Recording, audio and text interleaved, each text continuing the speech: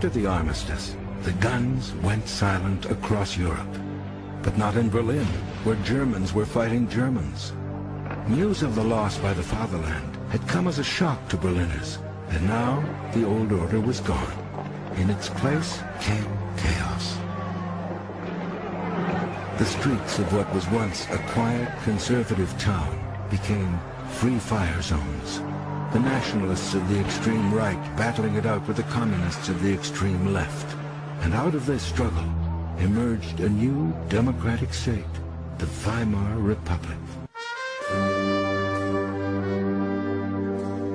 In the 20th century, after the First World War, the world's great metropolis of vice was Berlin. Berlin in the 1920s was the sex capital of Europe. Falling in love again, never wants a fool. What's a girl to do? Can't help it. If you knew what to look for, you could find anything known to man in the sexual world was available on the streets of Berlin. On any given night, as many as 100,000 prostitutes walked the streets or worked the sex clubs across the city. There were all different whores with different kinds of makeup on the street. For instance, one was called Mutzi. Mutzis who were prostitutes who hung out on just one street, Mutzstrasse, and these were pregnant prostitutes. There were prostitutes who looked horrible, who had acid-scarred faces or hunchbacks or were lame or crippled. These were called grasshoppers. You had mother and daughter teams on one street that dressed exactly alike. Here in Berlin, sex for sale offered every sort of perversion or fetishism imaginable. There was not a sexual appetite that could not be satisfied in this city. There were clubs where lesbians liked to whip schoolboys, and you'd find military officers sitting there with children sitting on their laps. So a lot of it was play acting, but there were quite a lot of people who also indulged in it. Berlin in the 1920s was the sex capital of Europe. Its very name became synonymous with perversion, debauchery, and creativity. Places that you hadn't noticed would turn into outrageous strip clubs. The basements of the restaurants would be homosexual or lesbian romper rooms and sex clubs. Every intellectual was leftish. The whole political right wing, which basically came from Munich, did not play any role in the beginning. The whole town was in the hands of leftish ideas. But outside Berlin, the right-wing nationalist movement was attracting scores of disillusioned Germans, including one obscure Austrian corporal by the name of Ádolf Hitler. Hitler, like many of the right-wingers, hated this new Berlin, a city bursting with Bolsheviks, socialists, revolutionaries, and Jews. But in the early 1920s, Berliners had more immediate concerns. By 1922, inflation was spiraling wildly out of control. People would be paid in the morning and have suitcasefuls of banknotes, and they would have to then run to the shops because in the time between being paid and the time when they bought their goods, their food, the prices would have risen. Berlin was in a state of total chaos. Hundreds of thousands of dispossessed, starving in the streets, and at the same time, you had very rich people. So you got on the one hand the poor eating turnip soup, the butchers selling crows, squirrels, even rats, and on the other side, people who could afford it eating the most sumptuous meals like they never paused for thought. With virtually every currency in the world more valuable than the German mark, foreign tourists flocked into the city to take advantage of the cheapest sex on the continent. $10 in American money could buy you anything you wanted. Every possible sexual taste was catered for. Hausfraus became harlots. teenagers turned tricks, and Papa became a pimp. When you have unemployed, you also have an increase in sex workers. But it wasn't just Berliners. It was tens and maybe hundreds of thousands of young boys and young girls who were coming to Berlin to participate in this hard currency sex traffic. It was a city that was filled with lesbian life. There was the idea that everywhere you went, you didn't have to hide what you were.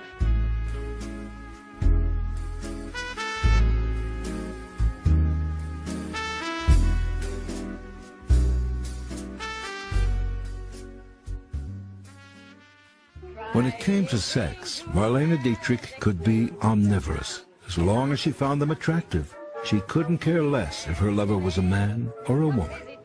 Dietrich was an omnipotent sexual figure. She was an icon for gay women around the world at a time when there was no one else. With this new anything goes attitude, Berlin overnight replaced Paris as the center of hedonism. That's why people saw Berlin as the Babylon of the 20s. Things that had been considered to be immoral, amoral, whatever, became irrelevant, and anything went. Drugs were readily available in Berlin. Every variety of drug, morphine, cocaine, opium. The morphine and the cocaine you could probably get prescribed by your local doctor or pharmacist. Opium was widely available, and also drugs were used in sexual science. Sexual scientists were very interested in the effects that, for instance, morphine would have on the orgasmic rate of a lesbian. So there was a complete scientific culture. Berlin had become the center of sexual experimentation. It also became the center of scientific research into sex, led by a pioneering doctor. And this was a very funny character called Papa, or the Einstein of sex in Berlin. It was Magnus Hirschfeld. Hirschfeld was a queer, Jewish, social democrat who really defined the liberal spirit of Berlin. The crusading doctor for sexual freedom was also the founder of the world's first institute devoted to the scientific study of sex. You could go and look at various fetish items. For example, he had these trousers that if you wore a trench coat, you could walk around Berlin. It looked like you had pants on because the lower parts of the trousers were there, but then you had nothing on above them, and you could flash this way. This was thought to be very titillating, very amusing. So it was this sort of thing you could see in the Institute for Sexual Research. Unlike his fellow doctor in Vienna, Sigmund Freud, Hirschfeld advocated the radical notion that human sexuality could be studied without imposing moral judgments. Hirschfeld's also credited with operations and surgeries of sex change and sexual rejuvenation. He had a clinic for people to be consulted about sexual problems. But Berlin's reputation as a hotbed for the new and risque was not just limited to its bars and bedrooms. They also streamed into the city streets and clubs of Berlin. From all across Europe, artists, writers, and intellectuals with homosexual leanings were drawn to this metropolis. Berlin was unquestionably the most open gay city in the world. It attracted first W.H. Auden, the great British poet, and then his friend Christopher Isherwood. Auden came first, was interested in the gay scene there, and talked about Berlin being a bugger's paradise. Christopher Isherwood, fed up with Cambridge and an England openly hostile to homosexuals, chose to move to Berlin. His novels about the wild side of life in the city and its cabarets were eventually turned into a hugely successful stage play and movie. There were about 160 completely different lesbian and gay male nightclubs and lounges. Unlike most cities, with their one red light district, Berlin's erotic clubs were scattered throughout the vast metropolis. Bizarre sexual fantasies of domination, were turned into works of art, while they would indulge in a wide variety of strange sexual experiments involving violence and death, all in the name of art.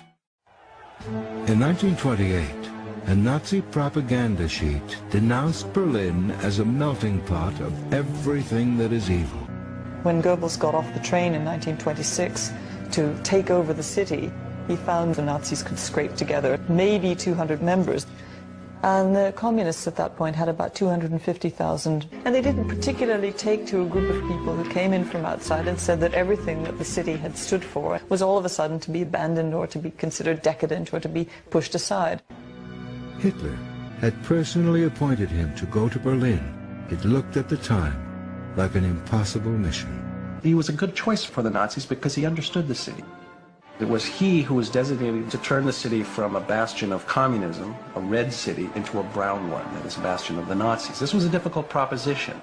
Berlin to them was foreign territory. They shared the typical provincial conservative Germans' notion about Berlin as a decadent place. It was too avant-garde. They hated the place. Berlin was in an upheaval. Street fights were common. Unemployment was worsening. And then, on January 30th, 1933, Hitler was appointed Chancellor of Germany. He made it clear what his plans for the city were. What is ugly in Berlin, we shall remove.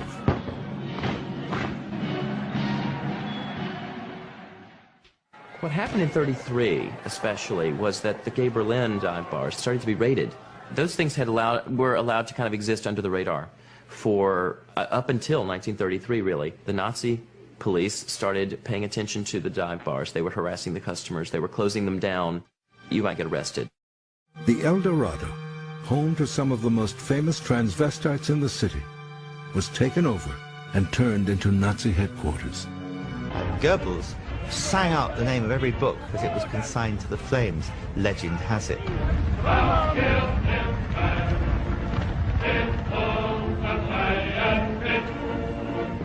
The exodus was almost immediate.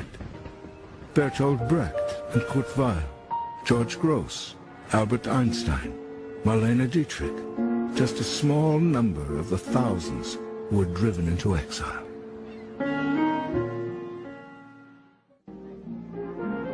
Berlin, for a short 14 years, had been a crucible of history, brimming with a volatile mix of sex, arts, and politics, laced with disillusionment and spiked with decadence.